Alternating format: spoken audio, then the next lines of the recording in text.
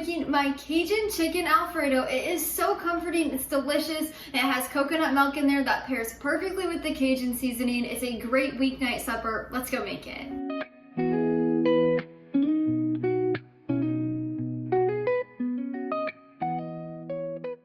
You can find my full written recipe linked down in the description below. Just click that link, it'll take you over to the blog where you can print and save anytime. On the post over there, I have tons of tips for storage and serving ideas, so definitely go check that out. But to get started, we'll need to do a few things. So we're gonna add 1 teaspoon of avocado oil, or you can do another high heat oil like coconut oil, and put it in a skillet about medium size. And then we're gonna go put this over medium heat on the stovetop to get it warming. Once you've got that warming, you'll grab 1 large boneless, skinless chicken breast. Now, if you don't have a large one, you can use 2 small. And then I've already cut this up into small bite-sized pieces. So the chicken pieces need to be about 1/2 inch big. You don't want to make them too large or anything. And then we're gonna add in 1/2 teaspoon of ground black pepper and 1/2 teaspoon of sea salt. This is just going to season our chicken, which will make it taste even better in our Alfredo sauce. And then we'll just use tongs to combine this with the chicken. You want to make sure all the pieces are evenly coated. Now that we have our chicken seasoned, I'll meet you over the stovetop, but beforehand, I'm gonna go wash my hands. As always, when you're using raw chicken or messing with raw meat, we wanna wash our hands with soap and water and clean our workspace just to prevent any food contamination. Once our oil is hot, you'll know if you put your hand over here, it'll feel warm. And then also when you do this, it runs like water. That means your oil is warm. And then we're gonna add our chicken that we just seasoned into the pan. We're gonna cook our chicken on medium heat, uncovered, for 4 to 5 minutes. Now we're pan searing, so make sure you don't touch the chicken while it's cooking. You don't wanna remove it, especially with the stainless steel pan. It will come off naturally once it's cooked on that side. So after about 4 to 5 minutes, we will then come back and flip. Now, after 4 to 5 minutes, we are going to flip them. You should see a golden brown crust on the bottom. And we're gonna let these cook on medium for another 4 to 5 minutes until fully cooked. Also, don't worry about the browning on the bottom. We will deglaze that here in a few steps. Now, after cooking for about 4 to 5 minutes on this side, we're gonna test to make sure they're done. And to do that, you can just split one of the large ones in half. If you do not see any pink on the inside, that means it's completely cooked. Once the chicken is cooked, we're gonna remove it from the pan and put it in another separate either plate or a container. I just have a little baking pan over here. And then as you can see, there's drippings in this pan. Make sure you leave that. That's gonna flavor our sauce. We will get it off the bottom easily with a wooden spoon and some coconut milk here in a minute. But right now we're gonna add in 2 tablespoons of butter. It can be salted or unsalted, and our heat is on low. We're also gonna add in 2 fresh garlic cloves that we've already minced. If you don't have fresh garlic, you can just wait until we add the spices in and substitute it for 1 teaspoon of garlic powder. And then we're gonna just let this cook on a low heat until the butter is completely melted and our garlic has had a chance to cook.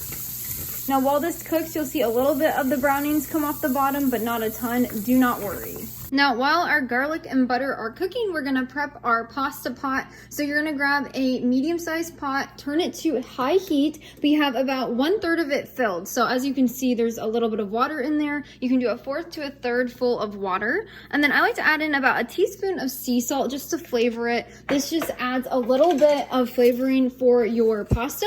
This is a completely optional step. I don't even have it on the recipe card because some people like to salt their pasta water, others don't, but that's why I do that. And then we're just gonna add a lid onto this to help retain the heat, and we're gonna bring this to a boil over high heat while our butter and garlic cook. Now that our garlic and butter has cooked for about 3 to 4 minutes and our pasta water is getting warmed up, we're gonna continue making our sauce. So we'll first add in 1/2 cup of unsalted chicken broth.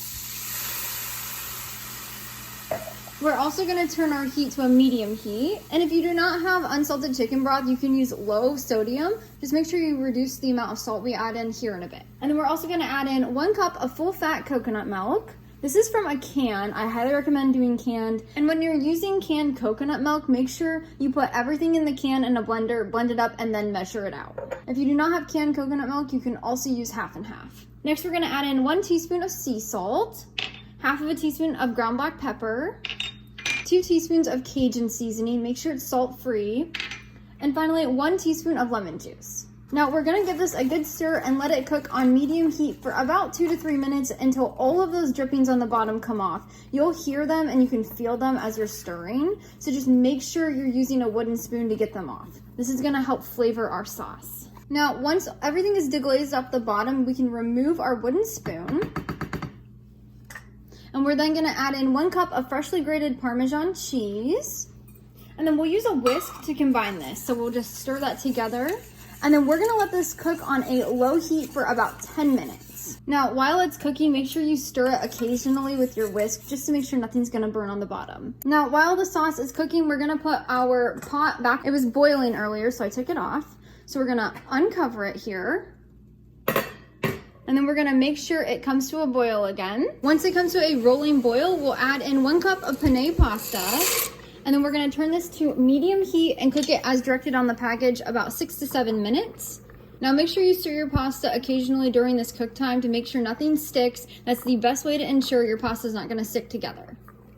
So we're just gonna let that cook uncovered, and then we're gonna come back over here and we are going to stir our sauce until it's done. Once your pasta has cooked and it's tender, we're going to turn the heat off and drain it and bring it right back over here. Now that our pasta is done, we're gonna add it to our sauce. The heat is still on low. We're gonna just stir that around. And then we're gonna grab our cooked chicken, we're gonna add that in. Now before we stir our chicken in, we're gonna add in 1/2 cup of extra Parmesan cheese that's been grated. This is gonna help thicken our sauce a little bit more. And we're just going to stir this to combine. And then we're gonna let this warm all together on low for about 5 minutes. Now to finish it up, we're gonna add an extra 1/4 teaspoon of sea salt. Now this is optional. My husband and I really like to have a little extra flavor, so definitely taste test it before you do that. And then we're gonna stir this together. And then we're gonna finish it with a little extra cheese. Now this is optional as well, but it just makes it so much more delicious. And that's how you make my Cajun Chicken Alfredo. It's so comforting and warm and so delicious. Let's give it a try.